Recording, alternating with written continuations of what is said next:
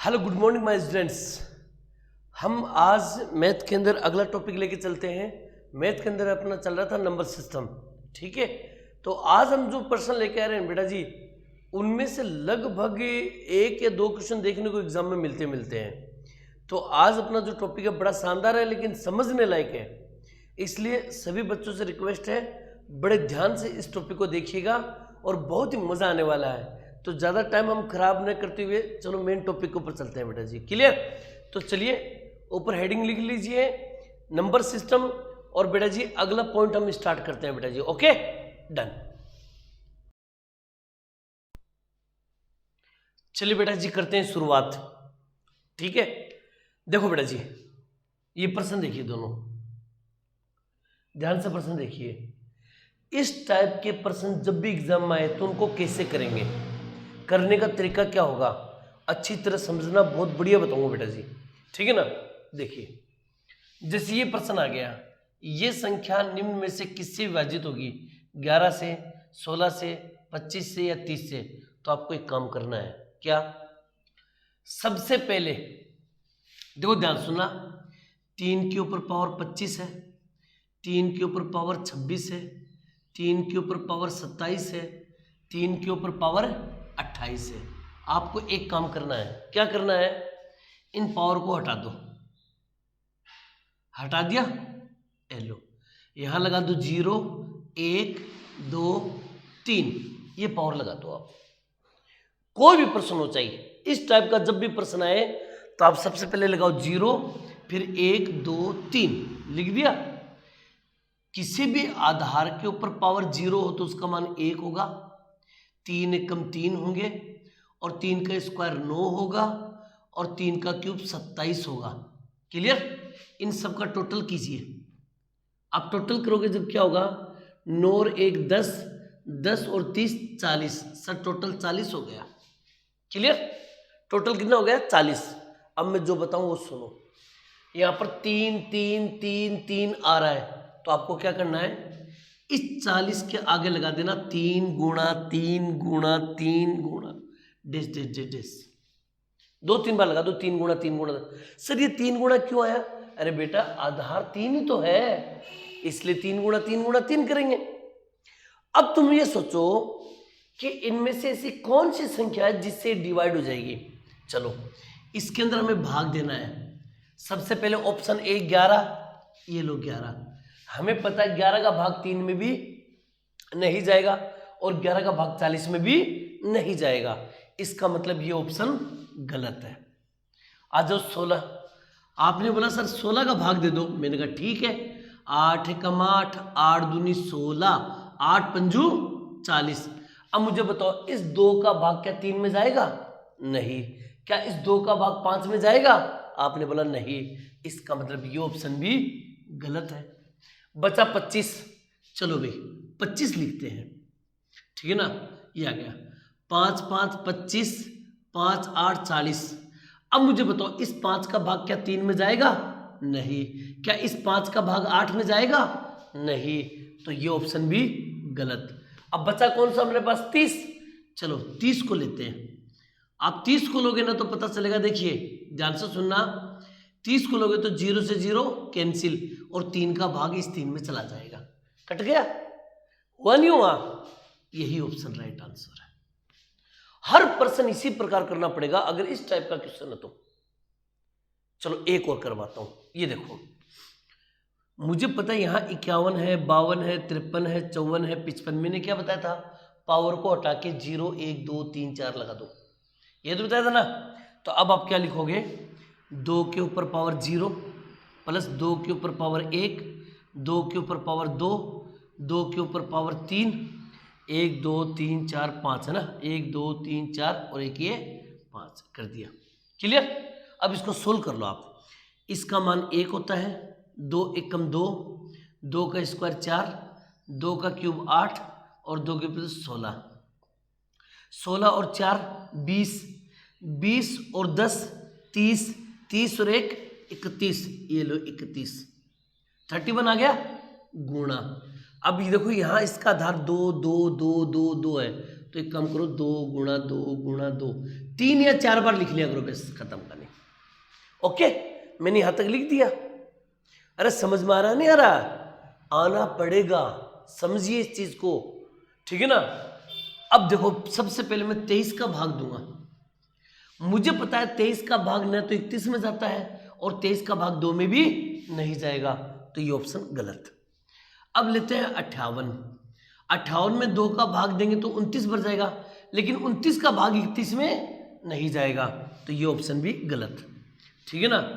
अब आते हैं बेटा जी कितना, 124। 124 में 2 का भाग दो, 2 का भाग देंगे तो 6, 2 ये आ गया, 31 दूनी 62 और 2 से 2 कैंसिल, कट गया पूरा का पूरा, कटा नहीं कटा, पूरा कट चुका है। इसका मतलब यही इसका आंसर है। आई होप कि बात समझ में आ गई होगी। इस टाइप के प्रश्न कभी भी गलत नहीं होने चाहिए बेटा जी, क्लियर? नोट करो फटाफट इसको। चलिए बेटा अगले प्रश्न देखते हैं। अगर क्वेश्चन ऐसे हो तो क्या करें? अगर क्वेश्चन में देखो क्या है, पावर सेम हो, या तो बीच में माइनस का निशान होगा या बीच में प्लस का निशान होगा, पावर लेकिन सेम होनी चाहिए। अगर पावर सेम हो, बीच में माइनस या बीच में प्लस का निशान हो, तो क्या करेंगे? इसका उत्तर कैसे निकालेंगे? तो लाड लो, सुन लो गौर से, देखिए ध्यान से। सबसे पहले इसको पकड़ो, 7 के ऊपर पावर 12 -4 के ऊपर पावर 12। एक एक बात को आराम आराम से समझो, जल्दबाजी मत करो, समझो पहले एक बार। मैंने ऐसे कैसा लिख लिया, जब बीच में माइनस का निशान हो, दोनों पावर सेम हो, तो पावर को हटा दो, एक बार हटा दिया। पहले एक एक पावर लगाओ, 1 1, और यदि बीच में माइनस का निशान है तो आप माइनस और प्लस दोनों निशान लगाओगे। अगर बीच में माइनस का निशान है तो एक बार आप प्लस भी लगाओगे और एक बार आप माइनस भी लगाओगे, दोनों निशान लगाने हैं। अब सुनो मेरी बात, हमें पता 7 एकम 7, 4 एकम 4, एक बार तो इन दोनों को माइनस करो, 7 में से 4 गए तो कितने बच गए? 3, या एक बार इनको प्लस करो, 7 और 4 11। अब ऑप्शन देखो एक बार, 3, क्या ऑप्शन में 3 है? आपने बोला सर नहीं है। 11, क्या ऑप्शन में 11 है? आपने बोला सर ऑप्शन में 11 भी नहीं है। 3 भी नहीं है और 11 भी नहीं है। अब तो लफड़ा हो गया। अब क्या करें? पावर को 2 कर दो, पावर को 2 करो। पहले पावर 1 करना है, अगर ऑप्शन नहीं मिले तो पावर 2 करना है, अगर 2 से भी ऑप्शन नहीं मिले तो पावर 3 करनी है, अगर 3 से भी ऑप्शन नहीं मिले तो पावर 4 करनी है। इस पावर को आपको बढ़ाते चलना है जब तक कि उत्तर नहीं मिल जाए। लेकिन ध्यान रहे, अगर बीच में माइनस का निशान है तो आपके 2 उत्तर निकलेंगे, एक प्लस का एक माइनस का। अब हमें पता है 7 का स्क्वायर होता है 49 और 4 का स्क्वायर होता है 16। क्लियर? पहले इन दोनों को माइनस करो। जब आप इन दोनों को माइनस करोगे तो 49 में से 16 घटाएंगे तो बचेगा 33, या इन दोनों को प्लस करो, एक बार माइनस करना है एक बार प्लस करना है, तो इन दोनों को 55 पैसे 65। क्लियर? अब दोबारा ऑप्शन को मिलाओ कि है कि नहीं है। 33 और 65, ये रहा 33, आंसर, खत्म कहानी। लेकिन अगर मान लो अभी 33 और 65 नहीं होता, अगर ये दोनों ऑप्शन नहीं होते यहां पर, तो फिर मैं पावर को 3 करता। समझ गए? दोबारा सुनो आराम से। अगर यहां पर जो भी पावर हो वो सेम होनी चाहिए और बीच में माइनस का निशान है, तो पहले एक एक पावर लेंगे। अगर बीच में माइनस का निशान है तो एक उत्तर होगा प्लस का और एक उत्तर होगा माइनस का, याद रखिएगा इस बात को। लेकिन मान लो पावर तो सेम हो और बीच में प्लस का निशान हो, तब क्या करेंगे? तो चलो लेते हैं।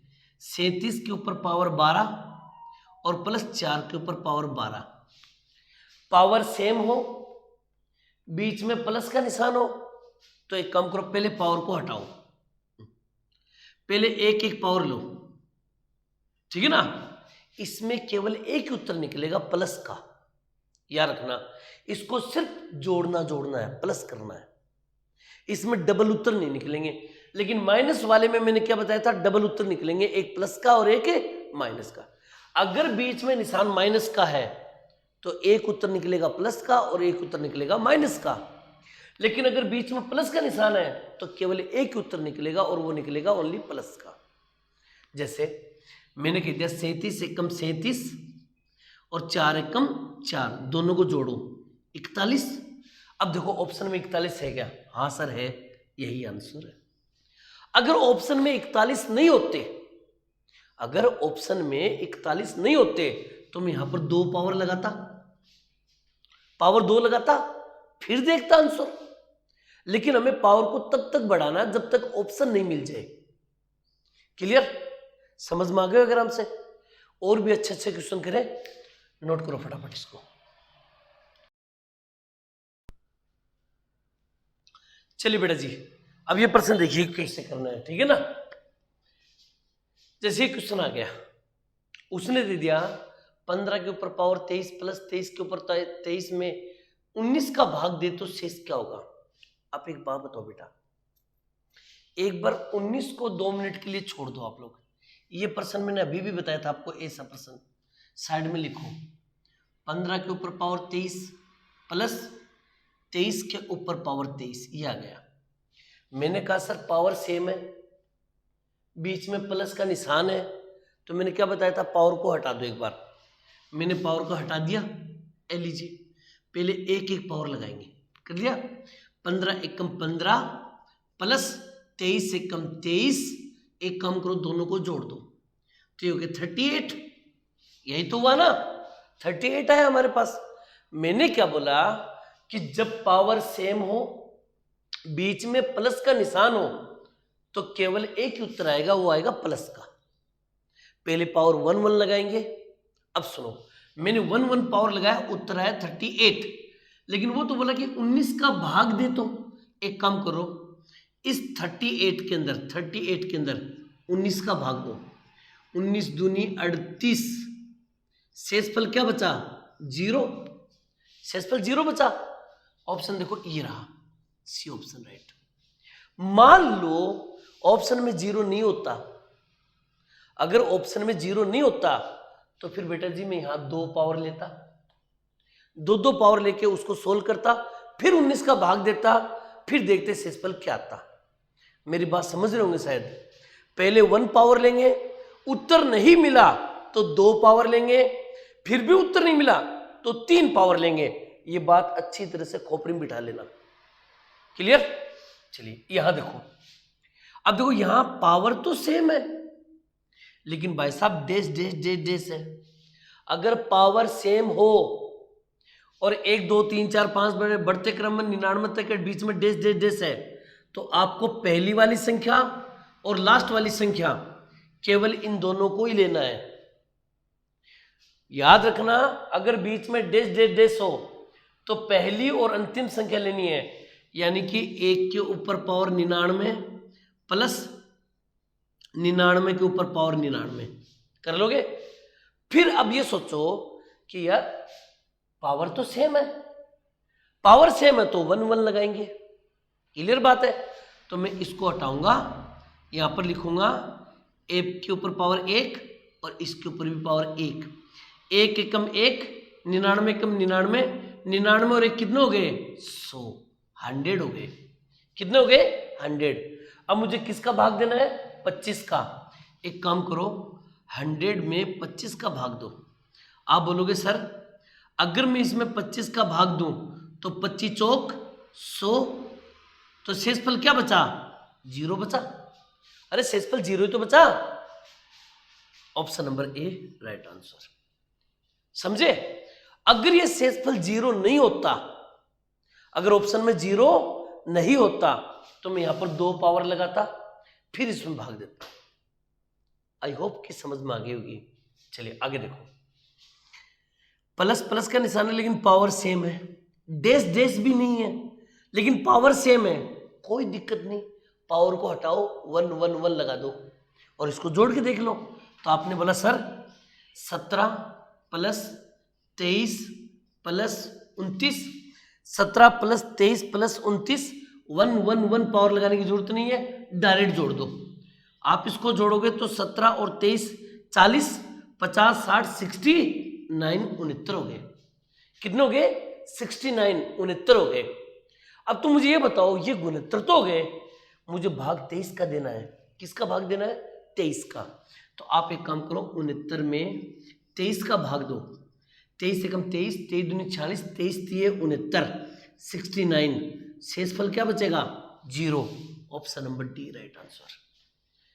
अब मेरे प्यारे बच्चों, मेरे हिसाब से शायद ये बातें आपके समझ में आ गई होंगी, अच्छी तरह समझ में आ गई होंगी, ठीक है ना?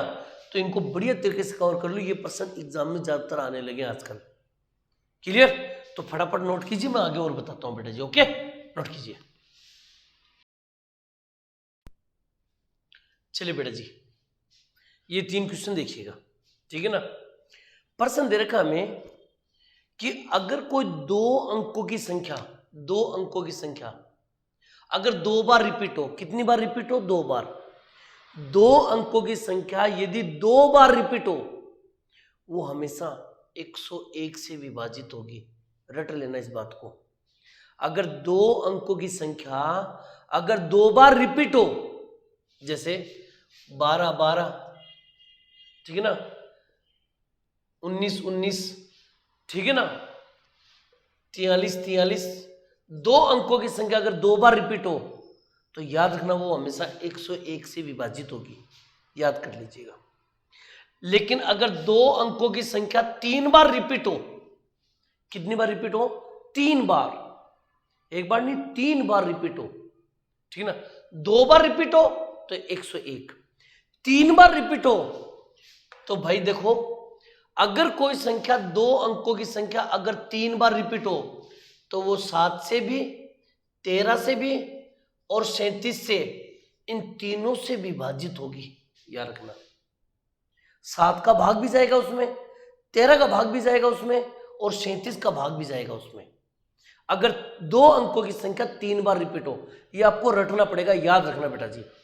अगर 2 अंकों की संख्या 2 बार रिपीट हो तो 101 का भाग जाएगा। अगर 2 अंकों की संख्या 3 बार रिपीट हो तो उसमें 7 का, 13 का और 37 का तीनों का भाग जाएगा। लेकिन अगर 3 अंकों की संख्या 2 बार रिपीट हो, 2 बार रिपीट हो, 3 अंकों की संख्या 2 बार रिपीट हो, जैसे 125 125 हो गए ना 2 बार रिपीट। 3 अंकों की संख्या 2 बार रिपीट हो, जैसे 169 179 179, ठीक है ना।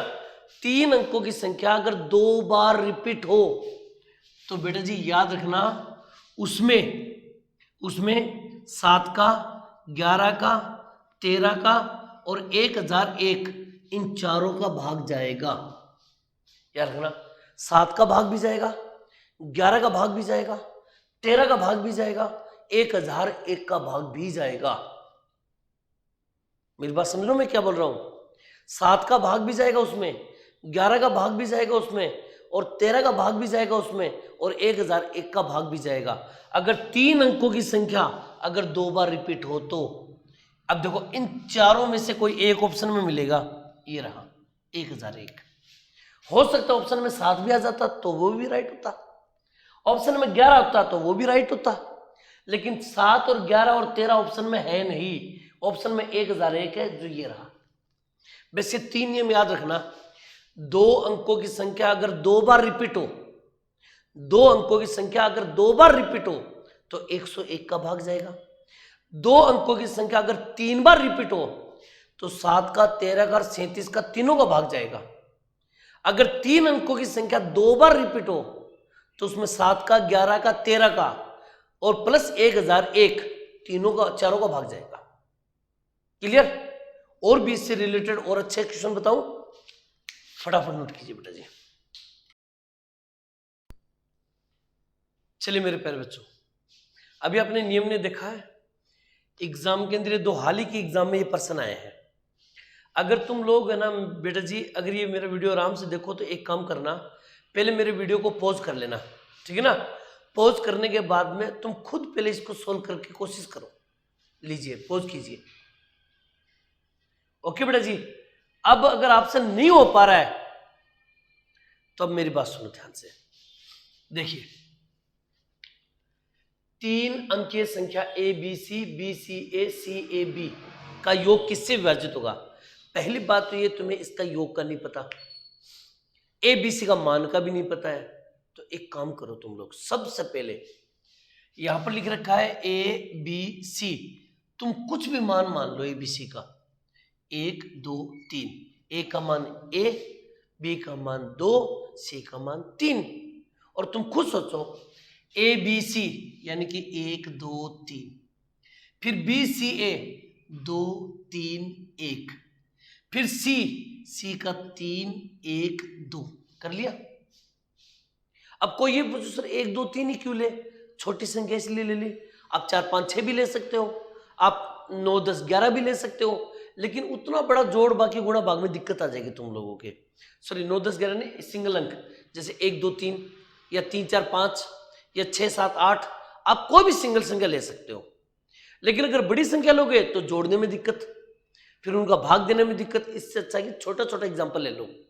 हमने ए बी सी की जगह 1 2 3 ले लिया, मान रखा इसका क्या करना हमें, योग। 3 और 3 6, 3 और 3 6, 3 और 3 6, कर लिया योग। अब ये बोल रहा है कि किससे विभाजित होगा, इनमें से किसी एक संख्या का इसमें भाग जाएगा। आपको कुछ नहीं करना, एक सीधा तरीका 6 6 6, एक काम करो इसमें सबसे पहले 2 का भाग दो, 2 का भाग दो, या डायरेक्ट 6 का ही भाग दे दो। 6 कम 6, 6 कम 6, 6 कम 6। फिर देखो इसमें 3 का भाग देगा, देखो 3 3 9 10 11 2 बचेगा, 3 7 21। अब इसमें 37 का भाग जाएगा। तो ऑप्शन में देखो 6 है क्या, नहीं है। 3 है क्या, नहीं है। 37 है, ये रहा आंसर।